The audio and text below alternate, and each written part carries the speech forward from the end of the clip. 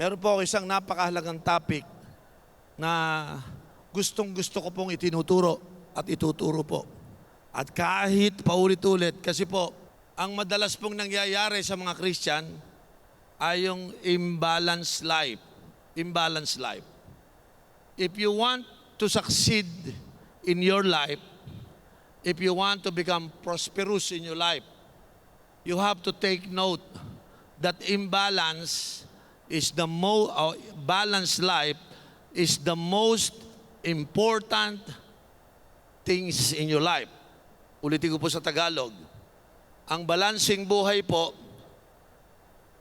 ay ang napakahalagang ginagawa ng isang tao kung nais nyo pong maging matagumpay sa buhay.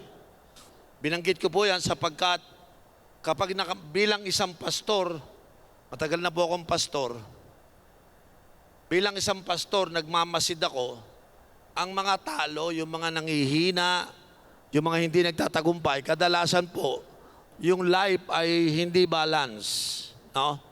Akala ng iba, ang life ay puro trabaho. Hindi po. Yung iba naman, akala nila, business, trabaho para magkaroon ng pera. Pero napapabayaan naman nila yung kanilang pamilya, o kaya napapabayaan nila, hindi nila naibabalance yung kanilang spiritual life. Yung iba naman, maganda hanap buhay, maganda business, pero yung kanyang church life, nakalimutan niya. No? So, dito ko po nakikita na napakahalaga ditong topic nito, impact. Last February 17, nag-train po ako, nag-meet ako ng mga leaders para i-share to. Pero the Lord, supposed to be ang topic ko ngayon is obedience. Pero the Lord remind me, no, ituro mo itong Genesis chapter 26, verse 25. Okay? Babasahin natin ito kasi ito po isang napakahalagang topic na kahit na paulit-ulit ng paulit-ulit, ito po yung magpapaalala sa atin at ito ang maglilid sa tagumpay ng buhay natin. Let's begin to read this. Okay? Genesis 26, verse 25. Isaac built an altar there and called on the name of the Lord. There he pitched his tent, and there his servants dug a well. Observe niyo po ang salitang ito. Isaac built an altar there. Sa isang place na yon. Nagtayo siya ng altar at doon siya tumatawag sa pangalan ng Panginoon. He called on the name of the Lord. Tapos kasunod na word, there, the same place, sa lugar na yon, doon siya nagpipitch ng kanyang tent kasi doon siya titira. And there, ayun na naman, and there, sa lugar na yon, his servants dug a well. So kung obserbahan niyo po yung verse na ito, dito ko gagamitin ko itong scripture na ito, paano niyo binabalance ang buhay natin. Mapapansin niyo po, meron siyang isang lugar na may ginagalawan siya. Okay? Yung lugar na yon, meron siyang ginawa doon. Una, sabi po ng Bible, nag-build siya ng altar. Pangalawa, nag-pitch siya ng tent. Pangatlo, nag-dug siya ng well. Okay? Sa isang lugar, hindi hiwalay-hiwalay sa isang lugar, may altar, may tent, at may well. Yun po yung tatlong yan. Ito yung dapat ibinabalanse natin, pinapakita sa verse na ito, na yung unang panahon pa si Isaac ay meron siyang lifestyle na balance. Iniisip niya yung kanyang altar, iniisip niya yung kanyang tahanan, at iniisip niya yung kanyang inuman. Okay? Meron tatlong object na pinakita dito sa Lord. Okay, number 1 is your altar life. Number 2, your tent life. And then number 3, yung digging well. Okay. May ibig sabihin po yan. Yung una po, building altar means your spiritual and your devotional life. Yan po yung una. Pangalawa, pitching a tent means about your family life. Number 3, digging well means about your church life. Yan po, mababasa niyo po yan. Tatlo po yan eh. No? Umpisa natin, ano yung inuna nitong si Isaac? Ang inuna niya ay ang pag-build ng altar. Now, tingnan niyo po ako. Build is something very special ang word na ito. Ang the word build, an altar, build, ang word is to make it permanent. I'm building something to make it permanent. What does that mean? Ang ibig sabihin po, I'm building an altar, but my altar must be permanent. Hindi ito once in a while, it is palaging tuloy-tuloy. Ito po yung patungkol sa inyong spiritual life at devotional life. Yan po ang ibig sabihin niya. Now, kung titingnan nyo po, dito sa number 1, marami sa atin, hindi tayo marunong mag-build ng altar. Ang build ng altar, ibig sabihin po, naniniwala ka may covenant relationship ka sa Diyos. I-maintain mo yon. Ibig sabihin nun, pag ako'y may covenant relationship kay Lord, meron akong relasyon sa Diyos. At pag may relasyon ako sa Diyos, meron akong ginagawa. Ang una mong ginagawa, nagwo-worship. Nagpupunta ako sa altar para mag-worship. Number 2, nagpupunta ako sa altar para magbasa ng Bible, mag-meditate. Number 3, nagpupunta ako sa altar para mag-pray. So, worship, prayer, worship, meditation, and prayer. Hindi pwedeng, ang ibig ba sabihin, Bishop Uriel, pag hindi ako nagpe-pray, nagbabasa ng Bible at nag-worship permanently araw-araw, ay wala kang altar. Hindi mo naintindihan, ibig sabihin. Ang totoong may altar life na nag-build siya, regular yung kanyang prayer life. Regular yung kanyang devotional life. Kasi ang goal mo nun, ma-develop ang iyong relationship kay Lord. So Isaac built an altar where he could call on the name of the Lord. So si Isaac, pinakita niya, consistent ang aking prayer, ang aking worship. Lagi ako nagpupunta sa altar to bring my sacrifice. Kasi po, binibuild mo yon, hindi po yun basta automatic gagaling ka sa prayer life. So building your altar means mag-i-struggle ka muna, mahirapan ka, hindi ka makapag-pray, pero binibuild mo dahan-dahan. Di ba? Halimbawa, sa prayer life mo, 5 minutes lang tuwing umaga, basta meron. Na yung ginawa mo ng 10, naging 20 minutes, naging 30 minutes, nabibuild yon. Dati nagbabasa ka ng Bible twice a week. Ngayon, naging 3, naging 4, naging araw-araw. Binibuild mo yon.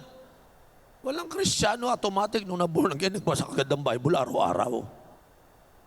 Wala mong ganon. Binibuild po yon. So lahat kayong narito, huwag yung isiping, alam mo, masama akong tao, hindi ako makapag-pray ng consistent tuwing Monday to Thursday lang siguro. Pagdating na, no, walang condemnation. Ibibuild mo, ibig sabihin, you try to make it permanent. Pag sinabing permanent, equivalent po yung consistent ka ngayon, di ba? Sino sa inyo maamin, ang inyong worship, ang inyong Bible reading at prayer, ay hindi pa consistent. Pero, buti na dinig mo ngayon, i-build mo yung altar life mo, gawin mong consistent, di ba? Kasi po, yan pong ating worship, reading the Bible and prayer, pag ginagawa po natin araw-araw yan, consistently we are building it, may nangyayari po sa ating spiritual growth. May nangyayari po sa ating mga spiritual understanding. Ngayon, mas madali ho kayo mag-decide ng tama, mas madadali ang kayo sumunod kasi lalo nyong nauunawaan. Di ba? Yung iba sabi, huwag ka magboboy pa rin ng believer. Bakit? Ang sarap ata. Ay, hindi mo naintindihan, ibig sabihin. Bakit ganun si Lord? Ayaw niya ako magnobya ng hindi Kristiyano. You see, nag-i-struggle ka kasi kulang ka sa understanding. But the more you read the Scripture, the more you submit to the Scripture. Di ba? Parang iisipin mo ganito, may dahilan si Lord ba't gusto niyang ganun ang gawin ko? Hindi ito magmamasama sa akin. Ito ay ikabubuti ko. The moment you experience God, ito nga nangyayari, no? Anong nangyayari pag tayo ay nagbibuild ng altar? May tatlong nangyayari. Number one, you begin to experience God. You begin to hear God and you begin to talk to God. Parang ano to? Dito sa dulos po, para sa akin, gusto kong sabihin sa inyo ito. Mahalaga po na ang ating encounter with God ay hindi po once a year, dapat araw-araw. No? Araw-araw po talaga. No? Dati hindi ako makagising ng maaga to pray, to worship, and to meditate the Word. Ngayon po sa akin, sanay na akong gumising. 3:00 na madaling araw, gigising na ako, kaya ko na. Hindi na ako nag-i-struggle, mas gusto ko matulog. No. Kasi po, na-build dahan-dahan. Meron po ako isang kaibigang pastor, ang kanyang panalangin, ang kanyang prayer, kasama ng kanyang mga leaders, 12:00 po, bago mag-12:00, gising na nag-aano sila, nagtitipon. Ito pong nandun ako sa Korea, during that time, it was Friday, araw-araw nilang ginagawa eh. Sabi niya sa akin, Kuya Oriel, paano pwede ka mag-share sa aming morning prayer? Anong oras yan? Invite kita ng mga bishop, mga 11:30, hintayin kita. Bakit 11:30? Kasi po, yung church ko po, nagpe-pray po kami ng 11:30 hanggang 12:30 every day. Ganun ba? Itong pastor na to, tsaka yung kanyang simbahan, very progressive. O sige, punta ako 11:30. So 11:30 ng gabi, nasa Korea ako, 12:30 doon, dito 11:30. Nag-share ako doon. Tinignan ko yung attendance, almost 600. Sabi ko, ang dami palang umaattend. Opo, pastor, araw-araw ganyan. Ha? Araw-araw, ganitong oras? Ganyan po kami mag-pray. Nung nagsimula sila mag-pray, lahat ng mga dumadalo, ang prayer life nila ganito. Nag-i-speaking in tongues sila, nagpe-pray sila, Rabba, Shakata, Rabba. Lahat muna sabay-sabay. Nagpe-pray in tongues sila lahat. Pagkatapos po nila mag-pray in the Spirit, nagpe-pray in the Spirit sila, yung pastor magsasalita. Mag-share na ngayon. Pero nung gabi na yon, ako ang nag-share. Nung madaling araw, nung pagka-share ko po, naramdaman ko, Lord, kakaiba tong simbahan na to. Meron silang na-build eh. Sabi ko, Pastor, araw-araw nyo ba itong ginagawa? Opo. Ilang taon na to? Pastor, nung pandemic, araw-araw na. Na-build na nila, hindi na sila nahihirapan. Some of us, we don't know how to build the altar. Alam nyo kung bakit? Ayaw nyo naman talagang i-build eh. Ba't yung iba nagawa 12:00? Nagpe-pray sila. Ang dami nila sa simbahan nila. Bagamat hindi man 100%, mas marami ang umaattend. Listen, bakit? Binild nila eh. If you want to develop your devotional life and your spiritual life, the question is, are you building your altar? Sabi ng Bible, Isaac built an altar. Anong motive niya? Ba't siya ano yan? Isaac, ba't ka nag-build ng altar? Para once a year, mabisita ko. Hindi. Araw-araw niyang binibisita yun eh. Binild niya yun araw-araw hanggang siya ay lumago sa kanyang spiritual life. Hanggang lumago yung kanyang devotional life. Napansin ko po, nung bago akong Christian, hindi ako marunong mag-build ng altar. Napansin ko, kahit Christian na ako, sub-sub pa rin ako sa kasalanan. Nung nakita ko po yun, sabi ko, yung pala, kulang ako sa pag-build ng altar. Sinubukang mag-pray sa umaga, naku, struggle talaga. Unang araw, nag-pray ako. Pagka-pray ko, ilang minuto, tulog ako. Sabi ko, di ako nakapag-pray, natulog lang din ulit ako. The next day, tinry ko ulit. Sabi ko, babantayan ko na hindi ako makatulog. Nag-pray ako, habang nagpe-pray ako, inaantok ako. Nilabanan ko. Natapos ko yung prayer time ko nang hindi ako natutulog. Pangatlong araw, hindi ko na iniisip kung matutulog ako, nagpe-pray na talaga ako. Until it developed that every day I begin to pray. Are you listening? Pagkatapos ko mag-pray, nagbabasa ako ng Bible, tapos makakatulog na naman ako. So, dahan-dahan eh. Binild ko because my goal is to increase the level of my relationship with God. Nung bata po ako, na-realize ko, pag ako nagbabasa ng Bible, mas lalo kong natututunan yung mga sinasabi sa akin ng Panginoon. Mas, mas labis ko pong naunawaan ngayon kung ano yung mga dapat kong ginagawa. Then one day, tinuruan ako nung aking nagdi-disciple sa akin, paano mag-worship. So this time, hindi lang ako nagpe-pray, nagbabasa ng Bible, inuna ko yung worship, kumakanta ako. Sa umaga, kukunin ko yung gitara, mag-worship ako. Isa, inaabot ako ng 15 to 30 minutes. And then, magpe-pray ako.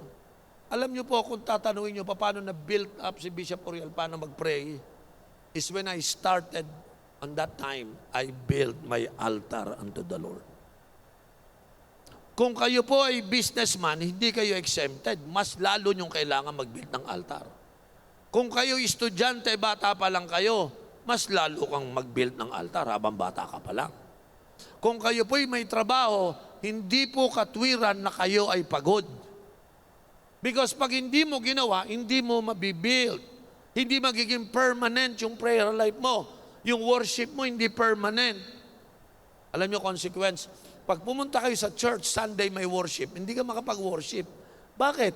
Hindi ka naman worshiper Monday to Saturday eh. Pero pag natuto kayo mag-worship sa inyong mga tahanan, doon sa lugar na yan, sabi Paul, there he built an altar, there he pitched his tent, there he dug the well. There sa lugar na yun eh. So meron talaga kayong isang lugar na ginagawa mong altar mo. No? Meron po sa bahay ko po, meron akong isang vacant room na pinapasok. Doon lang ako. When I stay there, may upuan ako doon. Kung kailangan ko matulog, napagod ako, may bed din ako isang maliit doon. I do that intentionally because I need to build my own altar. Sino sa inyo magsasabi ngayon, yung kaya mong magtaas ng kamay, I built my altar 5 years ago, 10 years ago. Baka yung iba sa inyo, marami, baka ngayon pa lang kayo magsisimula. Ay mabuti yung magsimula na kayo. So, tanong ko sa inyo ngayon, sino ngayon dito excited magbibuild ka ng altar mo kay Lord? Ibig sabihin, gagalingan mo yung worship, yung meditation ng scripture, ng prayer time. Kasi naghahanda kang mag-obey. Next week, ituturo ko obedience. Obedience. Huwag kayong mawala sa next week. Magdala kayo ng mga disciples nyo. Because next Sunday, I will be focusing on obedience. Okay? Now listen. Napansin ko, yung mga taong maganda ang devotional life, maganda buhay. Kasi pag may devotional life ka, nakakapag-usap ka sa Panginoon, may peace of mind ka. Very restful ka. Oh, ganun po nakita ko. Pero yung mga taong hindi nagde-devotion, walang altar, very restless, mainitin ang ulo. Kaya sabi ko, pag may nakita ako mainit ang ulo, galit, nag-devotion ka ba? Pag ginagano ko tumatahimik eh. Devotion ka ba? Kasi totoo yun eh. Pag kulang ka sa devotion, masungit ka. Tingnan ng katabi. Sabi mo sa kanya, confirm ba? Ha? Lalo na yung mga nanay, pag hindi nagde-devotion, masungit. No? Pero marami mga nanay, may edad na ang ganda pa rin kasi araw-araw nagde-devotions. No? Yung iba rito mga bata pa lang mukhang aswang na sa kakasungit. Kasi kulang sa devotion eh. Tingnan mo katabin mo, tingnan mo, nagde-devotion ba yan? Pag maningning ang mukha, nakangiti, glowing, blooming, malamang nagde-devotion yan. Amen? Kasi po may peace of mind ka. Very restful ang spirit mo eh. Peaceful ka. Bakit? You know that when you spend time with God, God take full control of your situation. Kaya nga po, mahalaga to. Makita po natin, sa binabasa po nating talata ngayon, Isaac built an altar there. Eto, may trabaho to, may pamilya rin to eh, pero ginawa niya to. Bakit ka nag-build ng altar? Eh, may trabaho ka, may asawa ka, may pamilya ka. Ibig sabihin, hindi niya lang iniisip ang pamilya niya, iniisip niya yung relasyon niya sa Diyos. Yan ang namimiss ng mga religious people na nagpupunta sa church. Akala nila, dahil umati sila ng church, tapos na hindi ho. Ang tanong ko sa iyo, how is your relationship, your daily relationship with God? Kaya po tayo merong altar.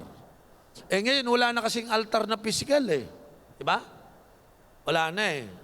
Pero si Isaac noon, meron siyang piniling lugar. Sabi nga ng Bible eh, there, Isaac built an altar there and called on the name of the Lord. Yung altar pala, meeting place yan. Meeting place. That's the place where you meet God.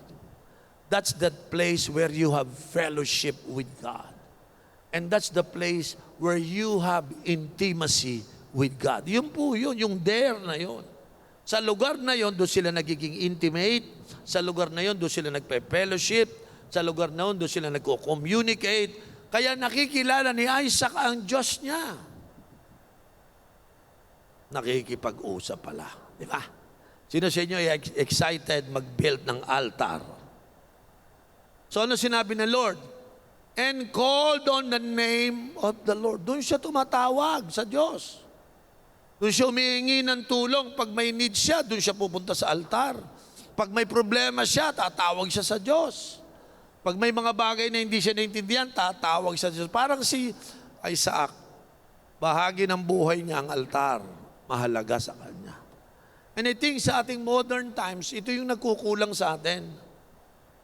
Parang pag ako'y nagsimba, sapat na. Hindi po totoo yun.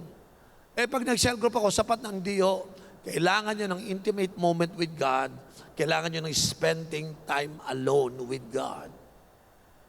There, you can call upon the name of the Lord. Yan po yung una. Sa tatlong ito, sabi ko nga una, yung altar, patungkol yan sa inyong spiritual life. Inyong devotional life. Yan po yan. Babalansin nyo, babantayan nyo yan. Yung pangalawa naman, pitching a tent. It's about your family life. No? It's all about your family life. Basahin natin ngayon dito. So, turuan ko kayo sandali. Paano mag-alaga ng pamilya? Paano balanse? O, tingnan nyo natin ito. Dito po sa verse, nababasahin ko sa verse 12, sabi po dito, Isaac planted crops in that land, and the same year, he reaped 100-fold because the Lord blessed him. Mapapansin nyo po, sabi ng Bible, si Isaac nagplant ng crops in that land. Sa same place. Tingnan nyo to, napansin ko, sa chapter 26, verses 1 to 3, meron palang crisis nun. Meron pong famine in the land. Ibig sabihin, ang lupa tuyo, walang ulan, ang mga halaman namatay, ang mga puno namatay, ang kanilang mga alagang hayop ay namatay din. So, crisis. Nung pala siya'y build ng altar, time ng crisis.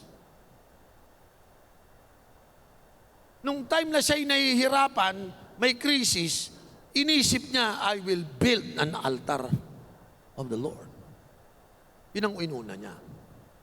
Dito sa verse na ito, sabi po dito, pagdating sa verse 12, Isaac planted crops in that land, the same place.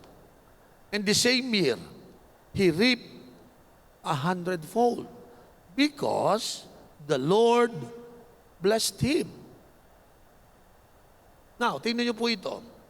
Pag binasa mo yung the Lord blessed him, kaya siya binless kasi may ginawa siya. Ano yung ginawa niya?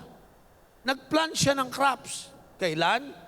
Nung may crisis, nung may famine, nung may dry season.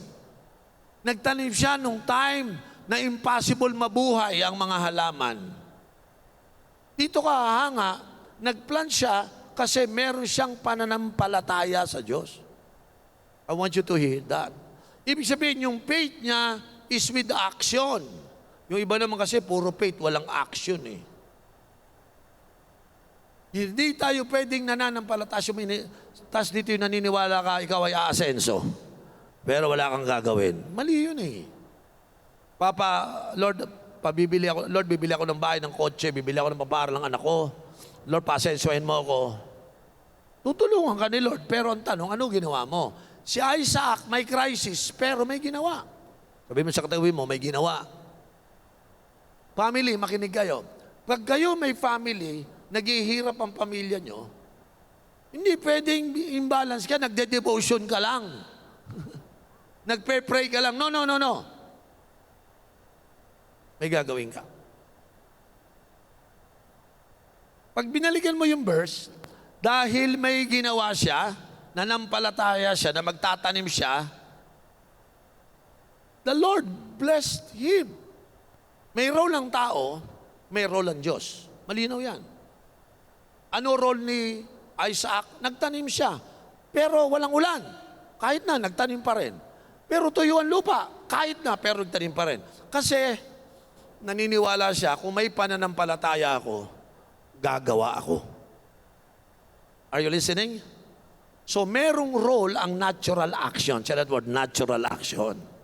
Meron tayong natural action. Pero si Lord, bumalik ng tinatawag nating dumagdag ng the Lord blessed him. Ibig sabihin, the Lord released power upon those plants. Parang ganito.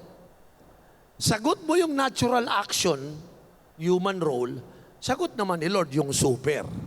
Kaya ang nangyari, pinagsama yung super kasama ng natural act ng tao, naging supernatural. Dito nyo mararanasan na kahit may problema, may crisis, pero tayo ay tumutugon sa Diyos. At ang nangyari, binless siya. Iba ho kasi yung walang ulan, walang tubig, walang basang lupa. Wala lahat. Pero may bless si Lord, may blessing na binigay. And that what makes it different. Ang pamilya nyo po, may gagawin kayong aksyon. Okay? Now, let's go to verse 13. The man became rich and his wealth continued to grow until he became very rich. Ito, pinrosper siya eh. Paano ginawa niya? Lagay mo yung outline ko. First, he begin, then he continue, and then he become very wealthy. Ayan yun, no?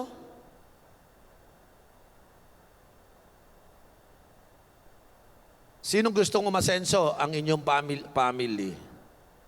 Siyempre, either baka may business ka, baka may trabaho ka, o may trabaho kayo. Pero kahit may trabaho kayo, pero kahit may business kayo, pero hindi nyo naman alam paano ang pag-prosper eh. Now, clarify ko sandali. Ang word na prosperity po ay hindi nangangahulugan ng maraming pera. Iba ko kasi magsalita ang Bible eh. Sa atin kasi, pag sinabing prosperity, pera na kagad iniisip. I discovered something different. Pag sinabi ng Bible, and God prospered Joseph. Oh, teka muna. Alila yun eh. Paano siya na-prosper? Wala naman siyang pera, katulong lang siya eh. And then another word, and the Lord prospered Joseph while he was in prison. Prosper eh, wala naman siyang pera, nakakulong siya. Kasi may ibang meaning binibigay si Lord sa prosperity. Alam niyo ba ang ibig sabihin ng prosperity? And the Lord blessed Joseph because he do it well. Because he do it well, the Lord prosper him. Now, tingnan nyo to. He do it well. Balik mo yung aking outline na tatlo, yung begin. Tingnan nyo siya paano nagsimula. Ganito kung gusto nyo ma-prosper, isipin mo lang, I will do it well. Mag-i-initiate ka ng growth and progress, whether in family, your health, and in work. Ibig sabihin, kung gusto ko mag-prosper, mag-i-initiate ako ng paglago ko, are you listening? Ng progress ko para umasenso ang buhay ko. Alam mo, marami mga tao, lalaki, gustong yumaman, gusto umasenso. Tanong ko sa iyo, ano ba dinedevelop mo sarili mo para umasenso ka? Paano ba pinalalago sarili mo? So, without beginning to progress yourself, develop yourself, hindi ka magiging prosperous. Halimbawa, pag-aralan ko nga magnegosyo, pero wala akong pera. Hindi, kahit walang pera, mag-aaral muna ako, di ba? Yung iba siguro mag-aaral kaya muna ako ng masteral degree ko para matutunan ko to. There must be something na you began. Ang susi dito yung begin eh. Kasi kung wala kang binigin, wala kang makukontinue. At pag wala kang na-continue, wala kang magiging become. You see? Ano ginawa ni Isaac? He began to plant the crops. Pero sabi ng Bible, famine. Sabi ng Bible, dry. Walang ulan. Pero yung faith niya, nagsimulang mag-grow, mag-progress. Ibig sabihin, lahat po tayo ay kandidatong maging prosperous sa pamilya. Please naman, isipin mong umasenso ang pamilya. Hindi dahil sa kwarta, sa development ng life mo, yung character mo, yung attitude mo, yung mindset mo, dine-develop mo sarili mo. Ha? Hindi ka na magyoyosi, hindi ka na magda-drugs, hindi ka na magsusugal, hindi ka na tatambay. Dine-develop mo sarili mo eh. You begin something. Ang problema ng marami, hindi sila nakaka-asenso kasi wala naman sinisimulan tama, puro mali. Tuloy-tuloy ang inom, tuloy-tuloy ang alak, no? Tuloy-tuloy ang yosi, tuloy-tuloy ang tambay, tuloy-tuloy. Paano ka wala kang progress, wala kang sinimulan, wala kang makukontinue. Can I encourage everybody? Wala kang problema kahit super hirap ng nanay-tatay natin. Pero tayo sumalawala, tayo po magsimula ng mga progress ng paglago sa buhay natin. Lahat tayo may pag-asang umasenso. Kaya nga ang salitang prosperity means do it well. Kung mag-aaral ka, do it well. Kung magtatrabaho ka, kahit yan lang ang trabaho mo, do it well. Kung magdinegosyo ko ng maliit, do it well. Begin to do it well. And then, continue to do it well.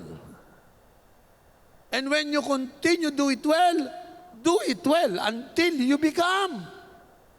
Yun ang ibig sabihin po ni Isaac. Are you listening mga kapatid?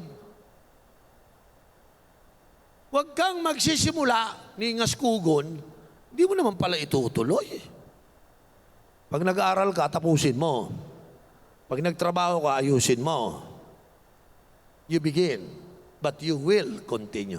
Sino sa inyo excited, meron kang trabaho, you're about to quit, ang sabi mo, hindi na ako mag-quit. I will continue. Kasi marami akong matututunan dito eh. No? Nung ako po yung nagpastor, first 5 years, wala akong sweldo. But I begin to become a pastor. Pero walang sweldo, ang hirap. Paano ako bibili ng pagkain, paano yung asawa ko, paano yung magiging anak ko. Nagtatanong talaga ako, paano? Pero nagsimula na ako magpastor eh. Sabi ko, hindi ako magkukwit. Itutuloy ko to. Pero wala kang pera, itutuloy ko to. Ang kailangan ko lang gawin, yung simula. Ano simula ko? Mag-progress. Mag-develop ng sarili ko. So, dinevelop ko ang salita ko, the way I talk, the way I think, the way I see things. Nag-isip talaga ako. Umabot ako ng 5 years. Nakasurvive ako. 6 to 10 years, tuloy-tuloy na, nakasurvive na ako. Then I continue. You persist with diligence even when challenges arise. Kasi alam niyo po, ang buhay natin, while you are doing it well, magkakaproblema no?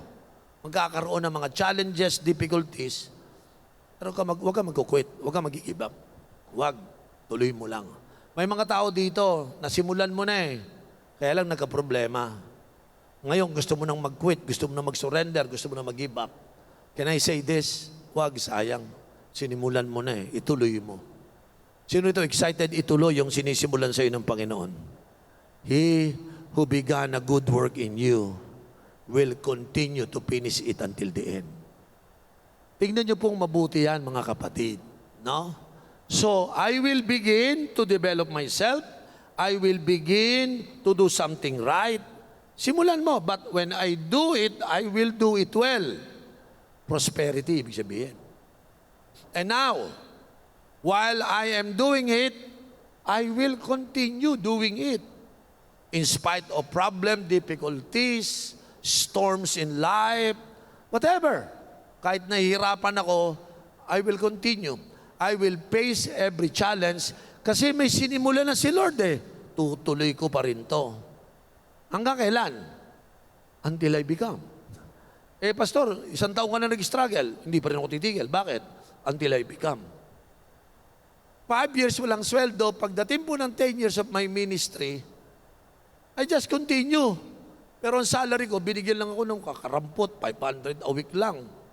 Naging 1,000 a week. Hindi ko alam kung mabubuhay ako nun. Tsaka yung, ang hirap pa naman pag maganda asawa mo, no? Pag yung asawa mo maganda, pag nagutom, hindi bagay. No? 10 years. Then after 15 years, 15 na. Continue lang, continue lang. Alam nyo ba na after 15 years, ang Doulos for Christ ay 200 people. 15 years, nagpastor ako, 200 na members ng Doulos. After 15 years, nag-G12 na ako. I begin to become a pastor. I continue to become I continue to be a pastor. Pero alam niyo, pagdating ng 15 years, I become a G12 pastor. In the next 3.5 years, bali 18 years and a half, yung 200 naging 3,500. Lumago yung church ng 3,500. In the next another 3.5 years, naging 7 to 10,000 na. After 15 years, naging 15,000 na. Wala, ilan lipat tayo. Kaya ngayon, dito na tayo sa Cuneta Astrodome. Nangaunti lang to kasi nagkaroon ng pandemic eh. Pero nakita ko po, when I begin, I continue. And when I continue, I never stop until I become. Ganon din yan, hindi lang sa bahay mo, sa trabaho mo, ganon. Sa business mo, ganon. Gagamitin mo lang yung principle ng prosperity. Sa trabaho, I will do it well. Sa pag-aaral, I will do it well. Sa family life ko, I will do it well. Ma-manage ko, na asawa ko, I will do it well. Everything, prosperity means you do it well. Because when you do it well, you will become. Ha? Tignan mo yung katabi mo. Ano kaya itsura niya? Pag dumating na siya doon, he will become. Ngayon, nakikisakay lang sa'yo, nag-LRT. Pero nagtuloy-tuloy eh. Ano? Ha? Nagtuloy-tuloy eh. Nag-progress eh, nag-develop ng sarili eh. Nag-continue. One day, he will become. Pagtingin mo, grabe, may grandiya na. May kasama na yung mga disciples niya. Why? He never stopped, he never quit. He continue until they become. Ang dami dito. Yung mga members ng Doulos, lahat walang pera yan. Karamihan, majority. But not now. Hindi na sila ganun ngayon. Kasi, when they begin to grow, they develop themselves, they become a true disciples. They constantly obey God, they follow God and His Word. They continue. Nagsimula lang sila sa estudyanteng Kristiyano, but they continue. Ngayon, nasa opisina sila, tuloy lang. Continue lang. Huwag mo sabihin, may trabaho kasi ako, kaya hindi na ako maglilingkod. Mali. Continue to serve the Lord. Kahit may trabaho o wala. Ngayon, until they become.